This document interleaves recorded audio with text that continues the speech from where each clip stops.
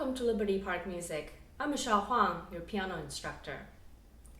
In today's lesson, we will be learning about the diatonic triads in the major key and how to harmonize a melody using these triads of different qualities. We will then talk about the dominant 7th chord, its various inversions, and the two most commonly seen chord progressions involving tonic, dominant, and dominant 7 chords. Let's get started with the diatonic triads. Triads may be built on any note of any scale. The sharps or flats in the key signature must be used when playing these triads. Triads of the key are identified by Roman numerals.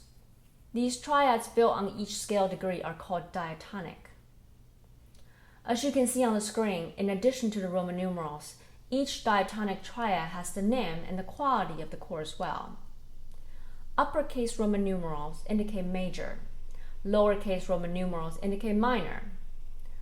A circle, as we learned before, indicates a diminished chord. Let's quickly review how to form major, minor, and diminished chords. A major chord is formed with 3 notes stacked on top of each other.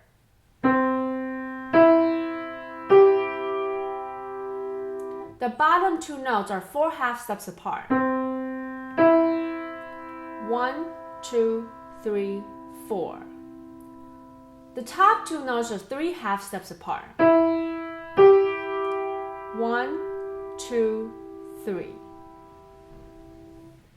A minor chord is a major chord with a lower third.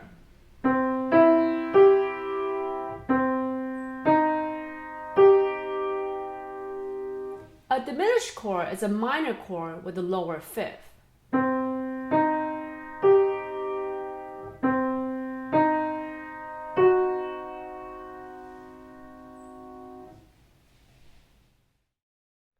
Let's look at the qualities of these triads. We already know that the tonic chord is major chord. The supertonic 2 chord is a minor chord. Play a D major chord first, and simply lower the third to make it minor. Same with the minor median or the 3rd chord. The 4th chord is a major chord. The dominant is a major chord. The 6th is a minor chord. The 7th chord is a diminished chord. It's also called the leading tone, which means that this chord will almost always lead to the tonic.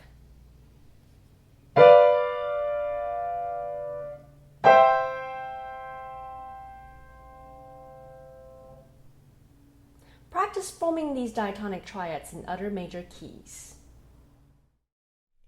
Here we have a harmonization exercise to practice forming the diatonic triads. The first step is to determine the key of the piece, then form each triad based on its Roman numeral designations. All the chords are in root positions. Spend a few minutes to figure out what the chords are and play them, paying attention to the scale degree and the chord quality of each chord. With 1 flat and the last note ending in F, this piece is in F major. The first chord is a major tonic, with F as the root, building a major triad on top of that. The second chord is a minor 2, which means the root of this chord is the 2nd scale degree of F major, which is G. G minor is the chord we want to build here, with the B flat as the 3rd as it's indicated in the key signature.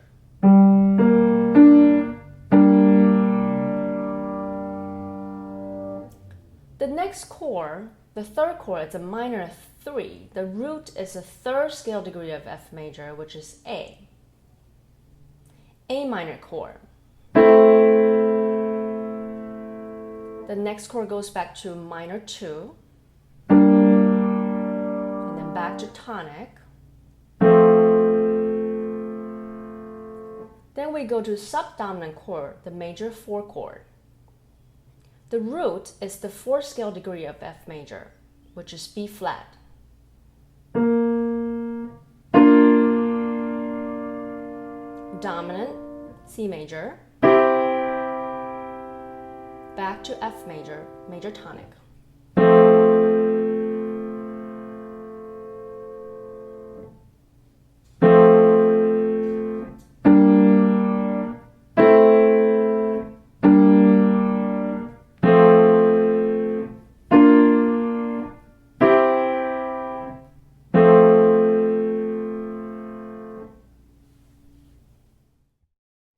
Let's put hands together, harmonizing the melody with the indicated diatonic triads we have just practiced.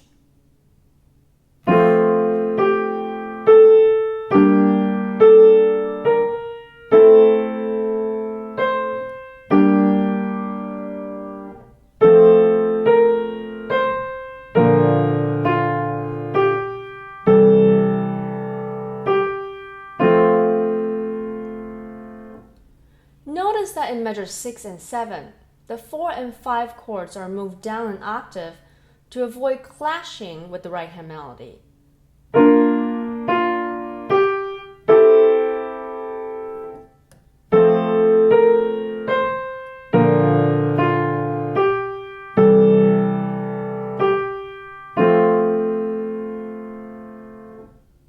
These chords can be played in any register of your choice as long as they're the right chords. Next, we will learn what chord progressions are and the two most common types that involve the tonic, dominant, and dominant 7 chords. A chord progression is a series of diatonic chords played in sequence to reach a definite goal of establishing the key of the piece, which is in the tonic chord. By harmonizing the melody with different types of chords, it adds varieties and builds tension and resolution to the music. The simplest and most common chord progression is 1-5-1. Starting with the established key in tonic, goes away to the dominant briefly, and then return to the tonic.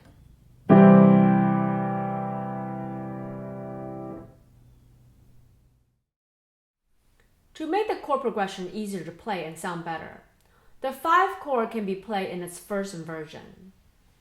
A first inversion chord is formed when the lowest note of a root position chord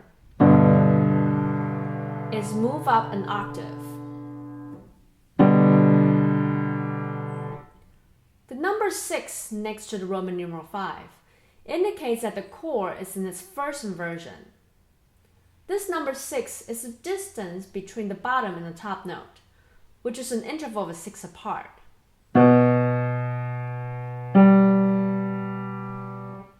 The number 3 that indicates the interval between the bottom and the middle note is often omitted. This first inversion dominant chord helps us minimize the movement from the tonic to the dominant chord, since we have a common note of G in between these two chords. We simply move the bottom 2 notes down and back.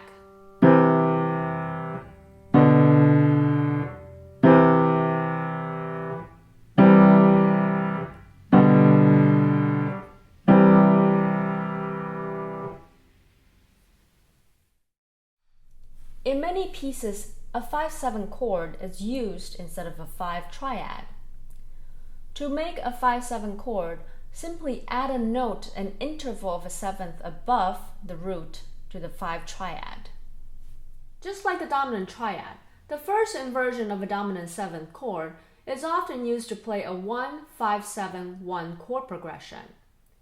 As we have done with the 5 chord, here we move the lowest note up an octave to form the first inversion chord of 5-7.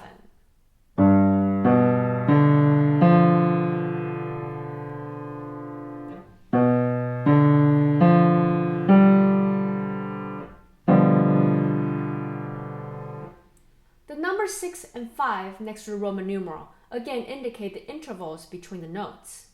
The number 3 is again omitted. The 5 shows the interval of the lowest note to F. The 6 is the interval of the lowest note to G. Typically, we would omit the third of the chord, in this case the D, for ease of movement from into the tonic chord, which has only 3 notes. Now,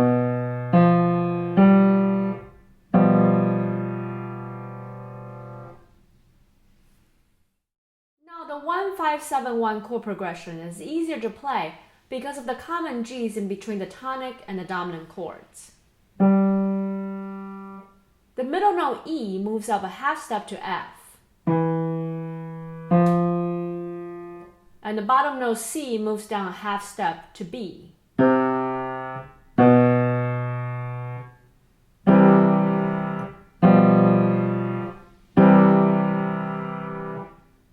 Try this chord progression in other keys. F major,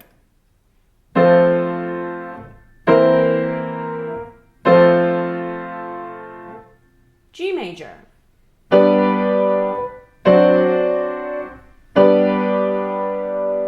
back to C major,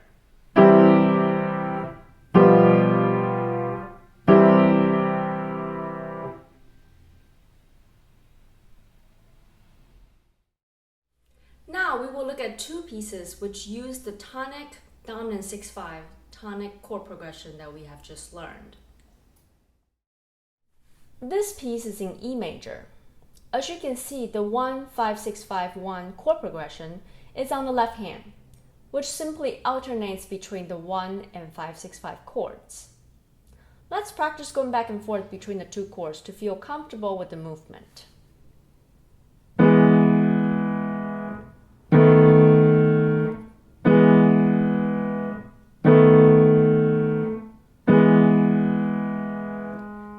Again, the top note B stays the same. The middle note moves up a half step.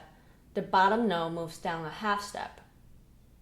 Also, pay attention to the fingering changes as well as we go from the tonic to the 5-6-5 and back to the tonic. Let's play the left hand once.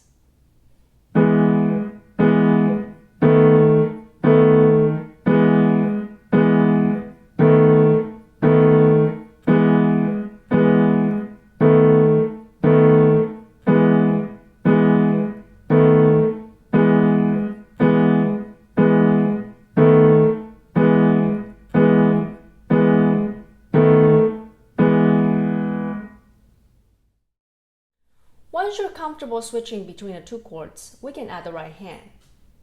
Remember, your left hand needs to lift slightly in between the chords, but the right hand needs to be connected. Also, watch out for da capo al fine at the end of the piece, which means to go back to the beginning and play until the sign fine in measure 8 to end the piece.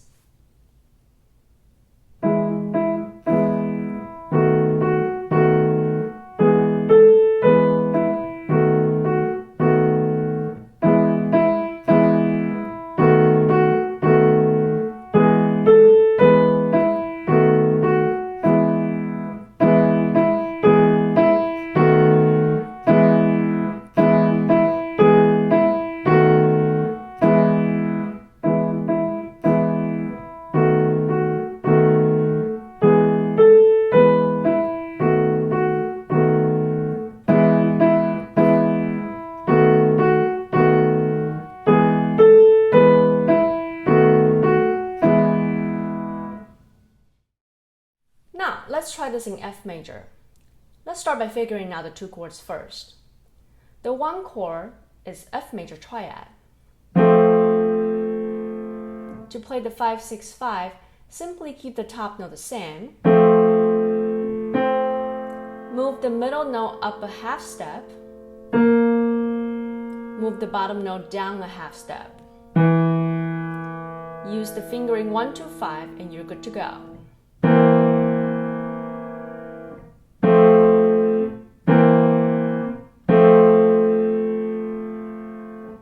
Play this chord progression in F major a few times before adding the right hand. Let's try hands together.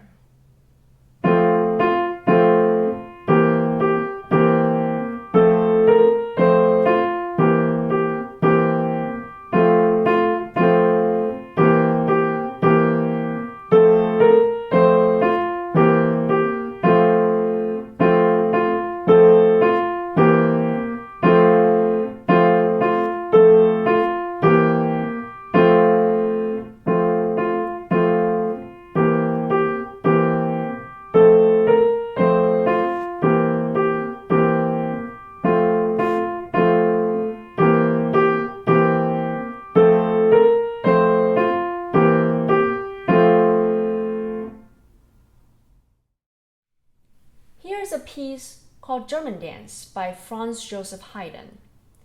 This piece is in binary form, meaning that there are two major sections, A and B.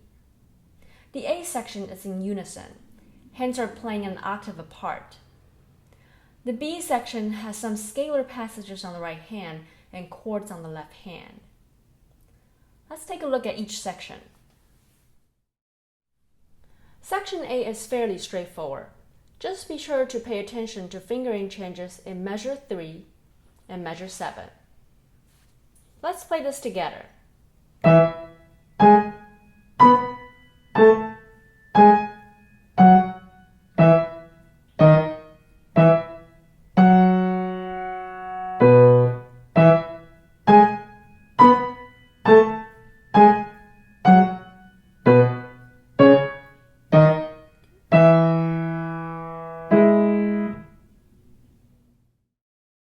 In measures 9 and 10, we're simply playing the E major broken chord, oscillating between the three notes in the chord.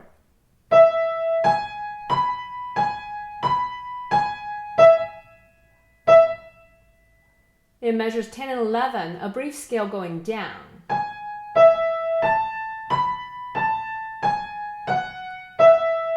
With 2 crossing over the thumb to play D sharp. Measures 13 and 14 repeat measures 9 and 10.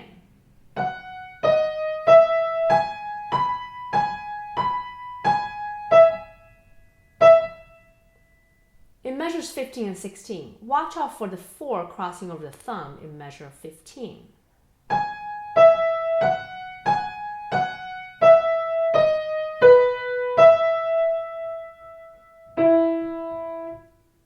Let's play the right hand once again.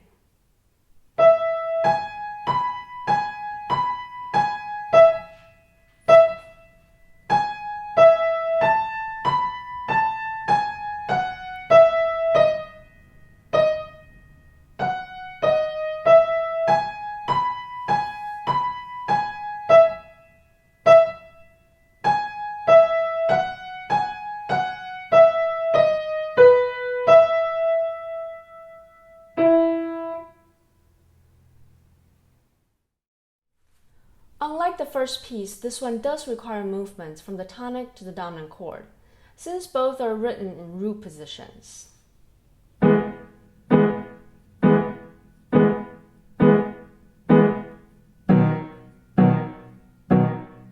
In measure 11-12, what was a dominant triad in measure 11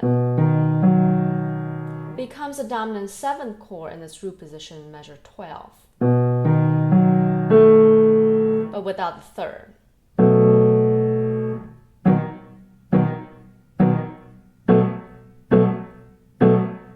The B is the common note here on the bottom, which doesn't require much movement from 5 to 5/7. Then we go back to the tonic in measure 13. First without the 5th, then the full triad.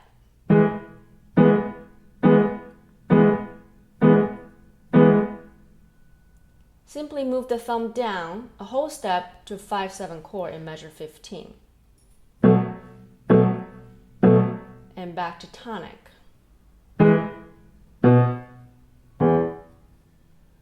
Let's play the left hand again, paying attention to the staccatos and keep a lightly bounced wrist.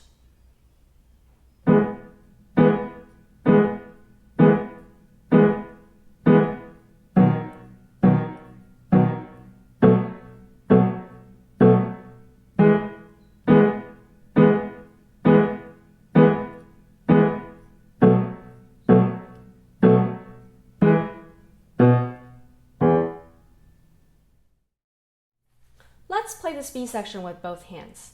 Remember to keep the right hand connected while the left hand bounces.